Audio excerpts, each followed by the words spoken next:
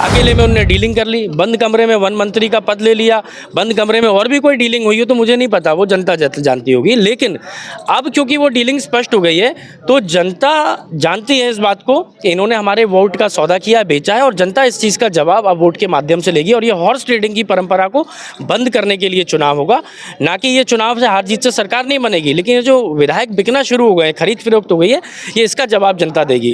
रामनिवास रावत जी की बौखलाहट और बीजेपी को अपनी हार दिखाई दे रही है, इसलिए वो लोग घबराए हुए हैं, और घबराए हुआ आदमी इस तरीके के शब्दों का अमूमन प्रयोग करते हैं। शिवराज जी कोई दूल्हा बना करके मध्य प्रदेश में बीजेपी की सरकार बनी और उनको जो है ऊपर भेज दिया, मुख्यमंत्री उनको नहीं बनाया, उनकी जैसी इच्छा थी। अब वो मन से कुछ भी कहें, लेकिन वास्तविकता में वो चाहेंगे नहीं कि बीजेपी यहाँ मजबूत हो, मोहन यादव जी मजबूत हों, जिससे कि वापस उनका मुख्यमंत्री बनने का भविष्य में दरवाज़ा खुला रहे। और उनके सुपुत्र को भी टिकट नहीं दी गई है बुधनी से। जयपुर में लगातार आप देख रहे हैं भाजपा जातिगत जो आंकड़ों को साध रही है। भाई कांग्रेस के तमाम नेता हैं, मेरे साथ नेता प्रतिपक्ष हेमंत कटारे हैं। सर, आज शिवराज की सभा तमाम बातें, लाखों की बहनों को लखपति बनाने की और जातिगत वोट को जिस तरह साधने की, और वो शिवराज की जो आज झलक रही, वो शिवराज वाली नहीं रही, लेकिन वो कहीं ना कहीं जयपुर को जीतने की बात कर रहे हैं। क्या कहेंगे? शिवराज जी जो मन से भाषण दे रहे हैं वो सत्य नहीं है, क्योंकि शिवराज जी कोई दूल्हा बना करके मध्य प्रदेश में बीजेपी की सरकार बनी और उनको जो है ऊपर भेज दिया, मुख्यमंत्री उनको नहीं बनाया, उनकी जैसी इच्छा थी। अब वो मन से कुछ भी कहें, लेकिन वास्तविकता में वो चाहेंगे नहीं कि बीजेपी यहाँ मजबूत हो, मोहन यादव जी मजबूत हों, जिससे कि वापस उनका मुख्यमंत्री बनने का भविष्य में दरवाज़ा खुला रहे।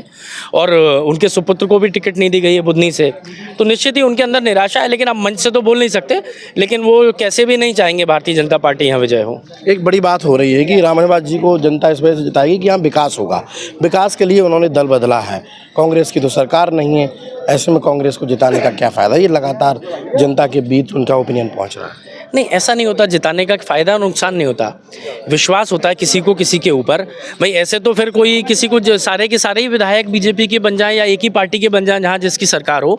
यहाँ मुख्य मुद्दा होता है विश्वास का।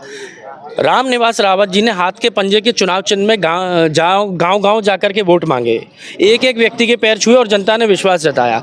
अकेले में उनने डीलिंग कर ली, बंद कमरे में वन मंत्री का पद ले लिया, बंद कमरे में और भी कोई डीलिंग हुई हो तो मुझे नहीं पता, वो जनता जानती होगी। लेकिन अब क्योंकि वो डीलिंग स्पष्ट हो गई है तो जनता जानती है इस बात को कि इन्होंने हमारे वोट का सौदा किया, बेचा है, और जनता इस चीज़ का जवाब अब वोट के माध्यम से लेगी। और ये हॉर्स ट्रेडिंग की परंपरा को बंद करने के लिए चुनाव होगा, ना कि ये चुनाव से हार जीत से सरकार नहीं बनेगी। लेकिन ये जो विधायक बिकना शुरू हो गए, खरीद फरोख्त हो गई है, ये इसका जवाब जनता देगी। 2-3 बड़े मैसेज चल रहे हैं नक्सलियों से संबंध कांग्रेस प्रत्याशी की और जीतने का दावा। भाई जिस प्रकार की शब्दावली बीजेपी के लोग प्रयोग कर रहे हैं हमारे प्रत्याशी के लिए, निश्चित ही एक तो ये दिखाता है कि उनकी पढ़ाई लिखाई का या उनकी परवरिश का क्या स्तर है, ये तो दिखता ही है। साथ में ये भी दिखता है कि जो हमारे प्रत्याशी हैं वो पूर्व में 45,000 वोट लेके तब आए थे जब ना कोई पार्टी थी, ना कोई तैयारी थी, ना कुछ उनने खर्च किया, तब भी आए। तो क्या वो 45,000 लोगों को भी एक तरीके से आतंकवादी कह रहे हैं क्या? अगर ऐसा है तो अभी और हज़ारों वोट मिलेंगे और रामनिवास रावत जी हज़ारों वोटों से हारने वाले हैं, तो क्या वो सारे मतदाताओं को भी इसी शब्दावली से प्रयोग करेंगे? मुझे लगता है रामनिवास रावत जी की बौखलाहट और बीजेपी को अपनी हार दिखाई दे रही है, इसलिए वो लोग घबराए हुए हैं, और घबराए हुआ आदमी इस तरीके के शब्दों का अमूमन प्रयोग करते हैं।